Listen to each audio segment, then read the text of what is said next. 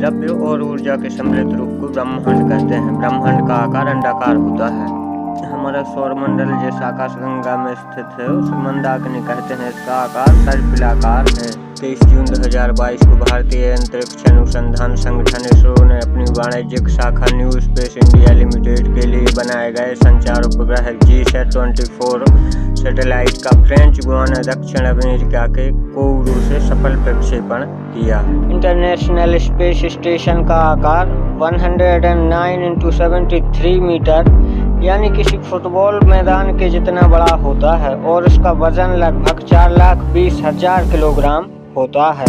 अंतरिक्ष में पहली सेल्फी 1966 में बज एल्ड्रिन द्वारा खींची गई थी। अब इसकी कीमत लगभग 6 लाख रुपए है। जब अंतरिक्ष यात्री अंतरिक्ष से वापस आते हैं तब उनकी लंबाई 2 इंच तक बढ़ जाती है और इसका कारण यह है कि हमारी रीढ़ की हड्डी से जुड़ी लचीली हड्डियां गुरुत्व बल की गैरहाजिरी में फैलने लगती हैं।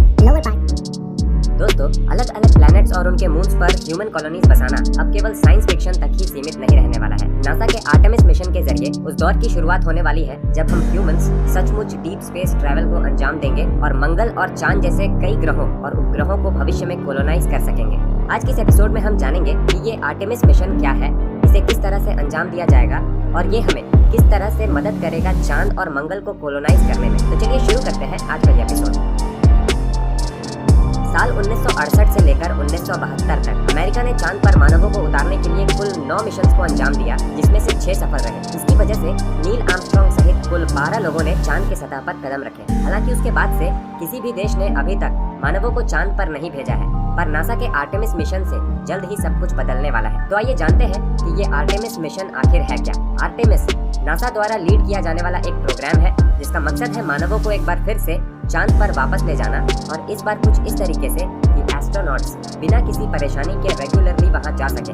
इसके लिए ल्यूनर ऑर्बिट में गेटवे नाम के एक छोटे से स्पेस स्टेशन का निर्माण भी किया जाएगा जो चांद का चक्कर लगाता रहेगा। इसकी मदद से एस्ट्रोनॉट्स के लिए चांद के सतह पर उतरना, वहां से वापस आना और ल्यूनर ऑर्बिट में रुक कर दूसरे रिसर्चर्स को अंजाम देना आसान हो जाएगा।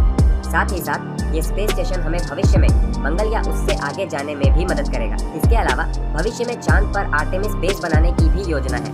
ये सब कैसे होगा आइए जानते हैं। हम अपने पहले ही मिशन में एस्ट्रोनॉट्स को चांद की सतह पर उतारने की कोशिश नहीं कर सकते क्योंकि इसमें बहुत ज्यादा रिस्क होता है। उन्हें चांद की सतह पर उतारने की कोशिश करने से पहले हमारे लिए ये एश्योर करना जरूरी होता है कि जिन रॉकेट्स, कंपोनेंट्स या टेक्नोलॉजी का इस्तेमाल हम उन्हें चांद की सतह पर उतारने और फिर उन्हें पृथ्वी पर वापस लाने के लिए करने वाले हैं वो उस समय सही से काम करेंगे या नहीं।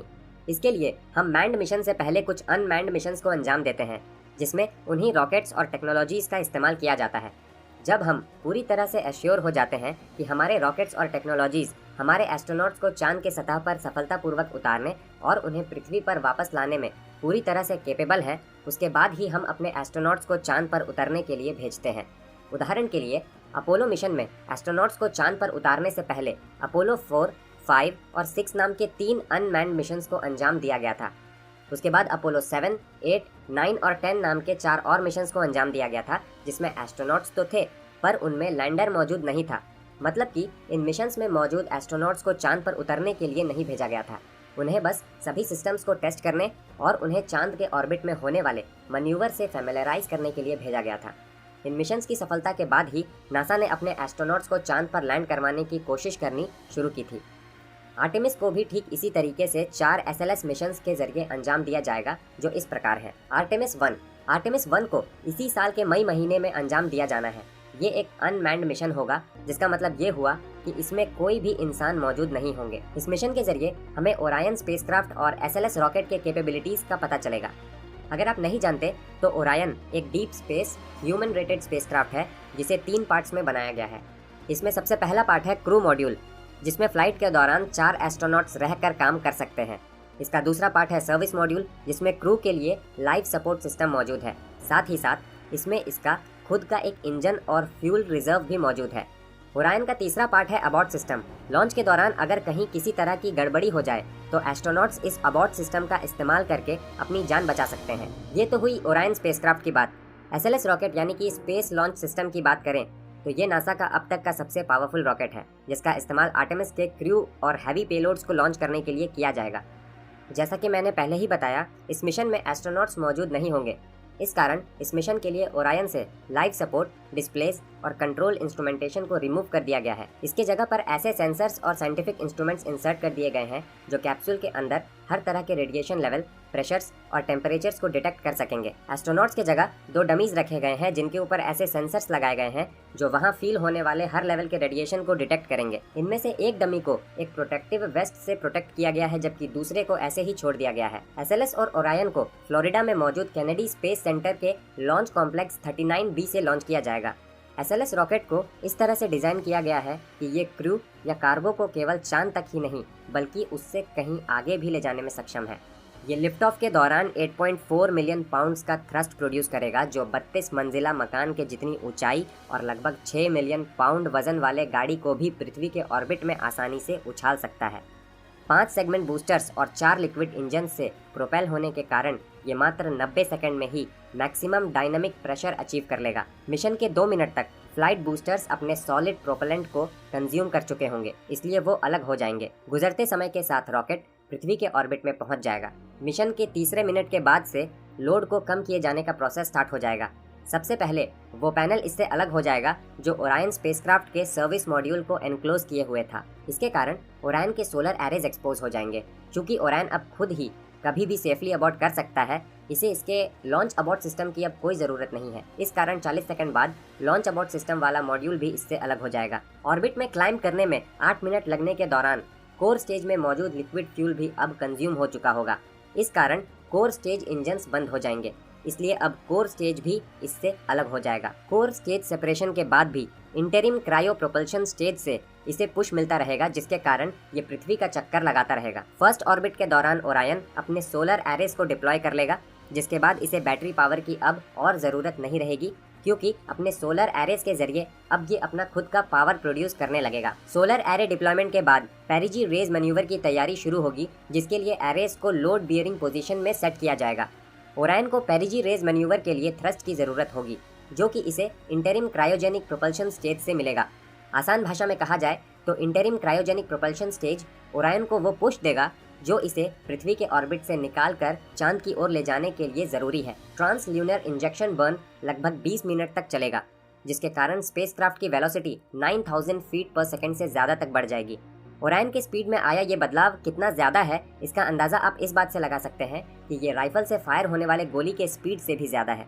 इस TLI बर्न के कारण ओरायन मिशन के मात्र 1.5 घंटों में चांद की ओर जाने लगेगा। TLI के बाद स्पेसक्राफ्ट का adapter interim cryo propulsion stage के साथ ही रह जाएगा और ये भी अब ओरायन से अलग हो जाएगा। इंटरिम क्रायो प्रोपल्शन स्टेज अब क्यूबस्टैट्स नाम के 13 स्मॉल सैटेलाइट्स को डिप्लॉय करेगा जिनका अपना अपना अलग साइंस और टेक्नोलॉजी मिशन होगा।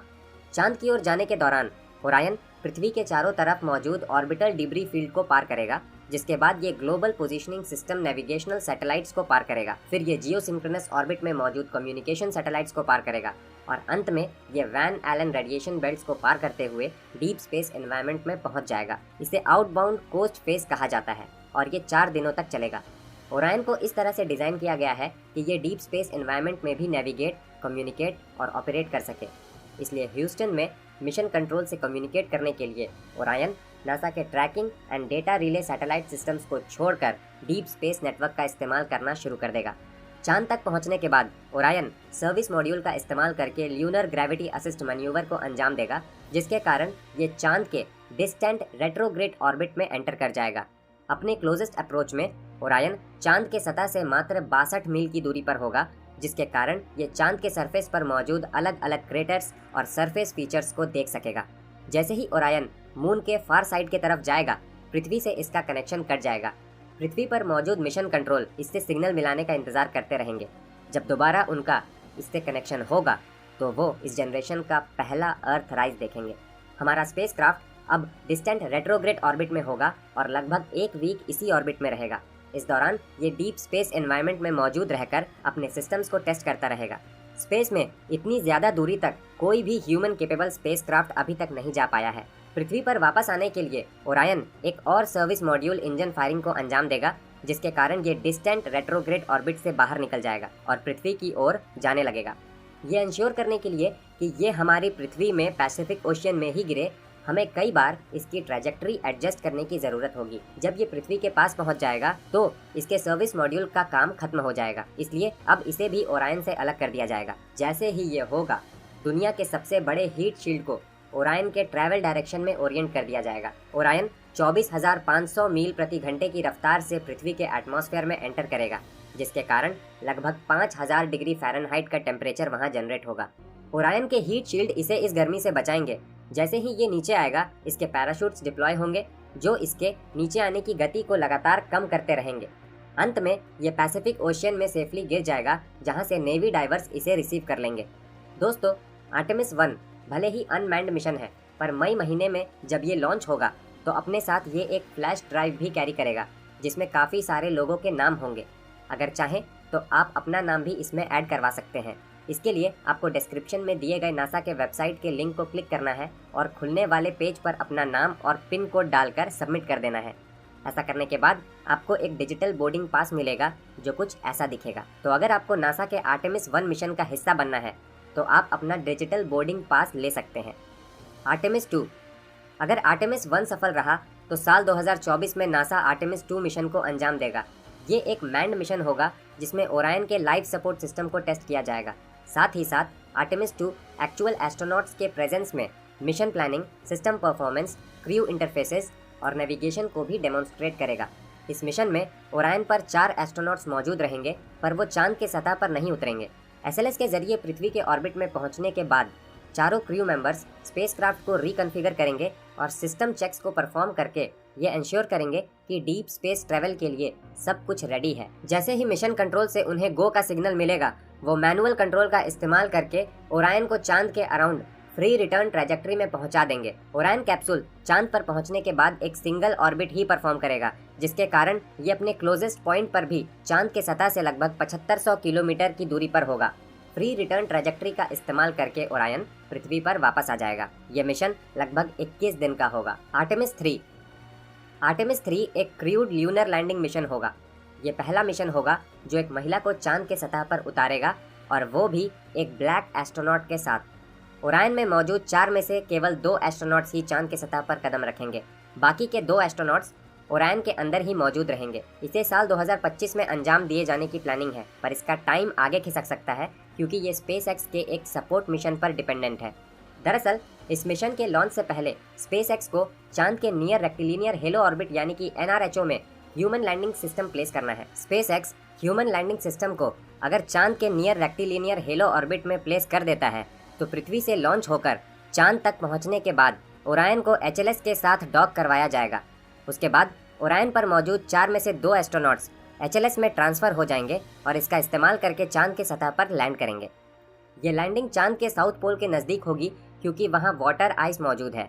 एस्ट्रोनॉट्स इसी का सैंपल लेंगे और आसपास के एरिया का निरीक्षण करेंगे। वाटर आइस में हाइड्रोजन और ऑक्सीजन मौजूद होता है। इससे ऑक्सीजन को सेपरेट करके हम ब्रीदेबल एयर बना सकते हैं, जबकि इससे हाइड्रोजन को सेपरेट करके हमें फ्यूल मिल सकता है। सरफेस का ये मिशन लगभग 1 हफ्ते का होगा, जिसके बाद HLS का इस्तेमाल करके दोनों एस्ट्रोनॉट्स वापस ओरायन पर पहुंच जाएंगे। उसके बाद ओरायन का इस्तेमाल करके वो पृथ्वी पर वापस आ जाएंगे। इससे आगे होने वाले आर्टेमिस मिशन में चांद पर उतरने के लिए गेटवे का इस्तेमाल किया जाएगा। ये एक छोटा स्पेस स्टेशन होगा जो ल्यूनर ऑर्बिट में मौजूद होगा और चांद का चक्कर लगाता रहेगा। पृथ्वी से आने वाले एस्ट्रोनॉट्स अपने स्पेसक्राफ्ट को यहीं डॉक करेंगे। वो यहाँ कुछ दिन रुककर अपने रिसर्च को अंजाम भी दे सकेंगे। वो इसमें पहले से ही मौजूद ह्यूमन लैंडिंग सिस्टम का इस्तेमाल करके चांद के सतह पर उतरेंगे और इसी का इस्तेमाल करके वापस गेटवे स्टेशन पर लौट आएंगे। गेटवे मॉड्यूल्स को चांद के NRHO में प्लेस करने का काम सपोर्ट मिशन का होगा, जिनका contract most likely private companies को दिया जाएगा। ये कंपनीज केवल गेटवे स्टेशन के निर्माण में ही भागीदार नहीं होंगी, बल्कि समय समय पर ये चांद के सतह पर रोवर्स और अन्य साइंटिफिक इंस्ट्रूमेंट्स भी डिलीवर करते रहेंगे, ताकि भविष्य के आर्टेमिस मिशन के जरिए चांद पर लैंड करने वाले एस्ट्रोनॉट्स वहां पहले से ही मौजूद रोवर्स और साइंस इंस्ट्रूमेंट्स का इस्तेमाल करके न सिर्फ अपने रिसर्चेस को आसानी से अंजाम दे पाएं, बल्कि चांद पर आर्टेमिस बेस कैंप का निर्माण भी कर सकें, जो कि चांद पर हमारा परमानेंट बेस होगा। जहां तक गेटवे की बात है, नए मिशंस के जरिए जैसे जैसे इसे एक्सपैंड किया जाएगा, ये हमारे लिए और ज़्यादा मददगार होता जाएगा, क्योंकि ऐसा होने पर एक साथ एक से ज़्यादा ह्यूमन मिशंस को अंजाम दिया जा सकेगा। साथ ही साथ गेटवे को कुछ इस तरीके से बनाया जाएगा कि इसके ऑर्बिट को भी हम एडजस्ट कर पाएंगे, जिसका मतलब ये हुआ कि इसके ज़रिए हम न सिर्फ चांद के हर हिस्से पर नजर रख पाएंगे बल्कि भविष्य में होने वाले मंगल मिशन के लिए भी हम इसका इस्तेमाल कर। दोस्तों, हमारा साइंस और हमारी टेक्नोलॉजीज दिन ब दिन बेहतर होते जा रहे हैं और ऐसा इसलिए हो रहा है क्योंकि हर बीतते दिन के साथ हम कुछ न कुछ नया सीखते जा रहे हैं। चलिए वापस आते हैं अपने टॉपिक पे। इस प्रोजेक्ट को आर्टेमिस नाम क्यों दिया गया है? हम जानते हैं कि मानवों ने चांद की सतह पर कदम अपोलो मिशन के जरिए रखा था। आर्टेमिस मिशन भी यही करने जा रहा है, इसलिए इसका नाम अपोलो से जुड़ा हुआ तो होना ही था। ग्रीक में आर्टेमिस को चांद की देवी माना जाता है और वो अपोलो की ट्विन सिस्टर भी है। इस हिसाब से आर्टेमिस नाम चांद से भी जुड़ा हुआ है और अपोलो से भी। यही कारण है कि इस प्रोजेक्ट को आर्टेमिस नाम दिया गया है। आर्टेमिस मिशन को नासा लीड जरूर कर रहा है, पर इसमें इसका साथ इसके इंटरनेशनल पार्टनर्स और प्राइवेट कंपनीज भी दे रही हैं। इस कारण ये प्रोजेक्ट काफ़ी इंटरेस्टिंग होने वाला है। आर्टेमिस प्रोग्राम हमारे लिए महत्वपूर्ण इसलिए भी है क्योंकि हम भविष्य में मंगल ग्रह को कोलोनाइज करने की सोच रहे हैं। हम जानते हैं कि हर बड़े काम की शुरुआत छोटे से होती है। चांद को कोलोनाइज करने की कोशिश में हमें काफ़ी कुछ नया सीखने को मिलेगा, क्योंकि किसी दूसरे कॉस्मिक ऑब्जेक्ट पर रहना कैसा होता है ये अब तक हम नहीं जानते। अगले 10 सालों में हम चांद को अगर कोलोनाइज करने में सफल हो जाते हैं तो इससे कोई दो राय नहीं कि इससे हमें मंगल को भी कोलोनाइज करने में काफ़ी मदद मिलेगी। दोस्तों, आज की इस वीडियो में बस इतना ही। आशा करता हूँ कि ये वीडियो आपको पसंद आया होगा। अगर ऐसा है तो इसे लाइक करें। अगर इस चैनल पर आप नए हैं तो इसे सब्सक्राइब जरूर कर लें। पैराशूट की बोतल पर कहीं भी हेयर ऑयल नहीं लिखा होता है, क्योंकि यह सिर्फ ब्यूटी प्रोडक्ट नहीं है बल्कि इसे फसाई द्वारा मंजूरी दी गई है कि इसे खाया भी जा सकता है। अंधेरे में स्पष्ट देखने के लिए दिन में एक आंख को पूरी तरह बंद रखें और रात में उस आंख को खोल लें तो हम रात को भी साफ साफ देख सकते हैं। इसी वजह से समुद्री डाकू अपनी एक आंख को बंद करके रखते थे।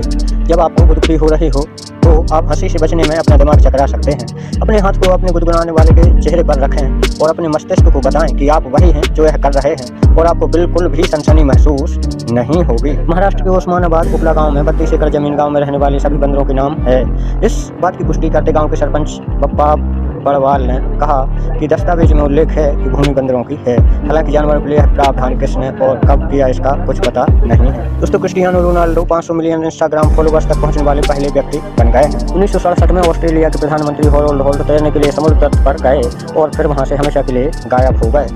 दोस्तों, हर साल में लगभग 2 मिनट ऐसे होते हैं जिनमें 60 नहीं बल्कि 61 सेकंड होते हैं। चंद्रमा पर उगाया जाने वाला पहला पौधा कपास का था, जिसे चीन द्वारा उगाया गया था। दोस्तों, क्या आपको पता है कि शनि ग्रह को अगर पानी में गिराया जाए तो वह तैरने लगेगा, डूबेगा नहीं, क्योंकि इसका मास यानी कि घनत्व पानी से भी कम है। अंतरिक्ष यात्री स्पेस स्टेशन से बाहर निकलकर स्पेस वॉक करते हैं। वहाँ पर तापमान लगभग 160 डिग्री सेल्सियस से लेकर सूरज की रोशनी में लगभग 121 डिग्री सेल्सियस तक गर्म होता है। दोस्तों, यदि आप प्रकाश की गति से यात्रा करते हैं तो आपको चंद्रमा तक पहुँचने में लगभग 1 सेकंड और सूर्य तक पहुँचने में लगभग 8 मिनट 20 सेकंड का समय लगेगा। लेकिन अपनी आकाश गंगा मिल्की वे से बाहर निकलने में 2 लाख साल लग जाएंगे। दोस्तों, नासा का पार्कर सोलर प्रोब अंतरिक्ष यान ने इतिहास में पहली बार सूर्य के ऊपरी वातावरण कोरोना में पहुंचने की उपलब्धि हासिल कर ली है।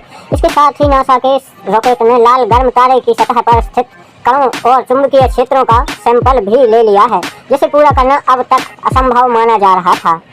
दोस्तों, हाल ही में नासा के परसिवरेंस रोवर ने मंगल ग्रह पर सूर्य ग्रहण की तस्वीरें ली हैं। परसिवरेंस रोवर ने मंगल के 2 चंद्रमाओं में से एक, जिसका कि नाम फोबोस है, फोबोस पर ग्रहण के कारण पड़ने वाले प्रभावों से युक्त विशेषताओं वाली तस्वीरें ली हैं। लगभग हर साल 30,000 से ज्यादा बाहरी अंतरिक्ष के पिंड धरती के वायुमंडल में दाखिल होते हैं, पर इनमें से ज्यादातर धरती के वायुमंडल के अंदर पहुंचने पर घर्षण के कारण जलने लगते हैं, जिन्हें हम अक्सर टूटता हुआ तारा कहते हैं। दोस्तों, सूर्य के गुरुत्व क्षेत्र से बाहर निकलने के लिए, यानी कि सूर्य की सतह से किसी दूसरे ग्रह पर या पृथ्वी पर वापस जाने के लिए हमें जिस रॉकेट की जरूरत पड़ेगी उसकी क्षमता इतनी होनी चाहिए कि उसकी शुरुआती गति कम से कम 618 किलोमीटर प्रति सेकंड होनी चाहिए। दोस्तों, मार्स प्लेनेट यानी मंगल ग्रह का एक दिन 24 घंटे से थोड़े ज्यादा समय का होता है। मंगल सूर्य की एक परिक्रमा धरती के 687 दिन में पूरी करता है, यानी मंगल का एक साल धरती के लगभग 23 महीनों के बराबर होगा। दोस्तों, वैज्ञानिकों के अनुसार अब 1 मिनट की अवधि को 60 सेकंड से घटाकर 59 सेकंड का कर देना चाहिए, क्योंकि पृथ्वी पहले से ज्यादा तेजी से चक्कर लगा रहे हैं। उनका यह विचार है, ऐसा होने पर बहुत कुछ बदल सकता है। अभी पिछले 2022 में ही पृथ्वी ने 2 बार अपने अक्ष पर घूमने में 24 घंटे से आधा सेकंड कम का समय लिया था, जिसका जिक्र हमने पिछले वीडियो में किया था। अगर आपने वो नहीं देखा तो डिस्क्रिप्शन में मिल जाएगा। जब अंतरिक्ष यात्री अंतरिक्ष से वापस आते हैं तब उनकी लंबाई 2 इंच तक बढ़ जाती है, और इसका कारण यह है कि हमारी रीढ़ की हड्डी से जुड़ी लचीली हड्डियां गुरुत्व बल की गैर हाजिरी में फैलने लगती हैं। मथुरा से 45 किलोमीटर दूर माउंट इलाके में बंसीबट में भगवान श्री कृष्ण अपनी गाय चराने जाते थे और इस पेड़ पर बैठकर बांसुरी बजाते थे। ये पेड़ देखने में आम पेड़ों की तरह है, लेकिन कहा जाता है कि जब इस पेड़ से कान लगाकर ध्यान से सुना जाता है तो इसमें से तरह की आवाजें सुनाई देती हैं। www.twinstranger.net एक ऐसी वेबसाइट है जो हमारी फोटो से ही हमारा हमशक्ल ढूंढती है। जेनिफर लोपेज और बेन एल्फेक ने 20 साल बाद दोबारा सगाई कर अपने फ्रेंड्स को ग्रीन डायमंड रिंग दी है। इस अंगूठी की कीमत $5 मिलियन यानी लगभग 37 करोड़ रुपए से अधिक है। दोस्तों थाईलैंड में कंडोम कैफे मौजूद है। इस कैफे में मौजूद हर एक चीज कंडोम से बनाई गई है। इस कैफे में आने वाले लोगों को फ्री में कंडोम दिया जाता है। नीता अंबानी की पसंदीदा कार मेबैक 62 है, जिसकी कीमत लगभग 10 करोड़ रुपए है और मुकेश अंबानी ने ये कार उन्हें गिफ्ट के तौर पर दिलवाई थी। एक स्टडी के अनुसार यदि आप ज्यादा देर तक म्यूजिक सुनते हैं तो आपकी याद रखने की और समझने की शक्ति बाकियों की अपेक्षा ज्यादा होती है। डिप्रेशन या अवसाद से निकलने में भी म्यूजिक आपकी मदद करता है। एक स्टडी के अनुसार पुरुषों की तुलना में महिलाओं के शरीर पर दोगुना दर्द होता है, लेकिन उनमें दर्द को सहन करने की क्षमता भी अधिक होती है।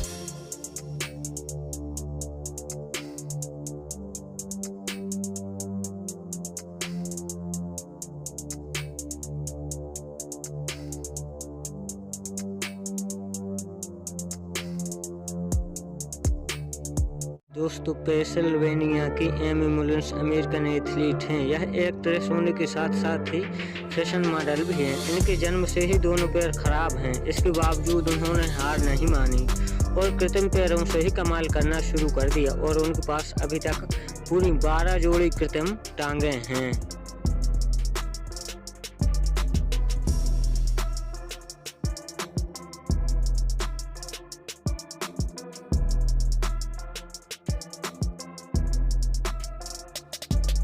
दोस्तों पेंसिल्वेनिया की एमी मुलिन्स अमेरिकन एथलीट हैं। यह एक्ट्रेस होने के साथ साथ ही फैशन मॉडल भी हैं। इनके जन्म से ही दोनों पैर खराब हैं। इसके बावजूद उन्होंने हार नहीं मानी और कृत्रिम पैरों से ही कमाल करना शुरू कर दिया और उनके पास अभी तक पूरी 12 जोड़ी कृत्रिम टांगे हैं।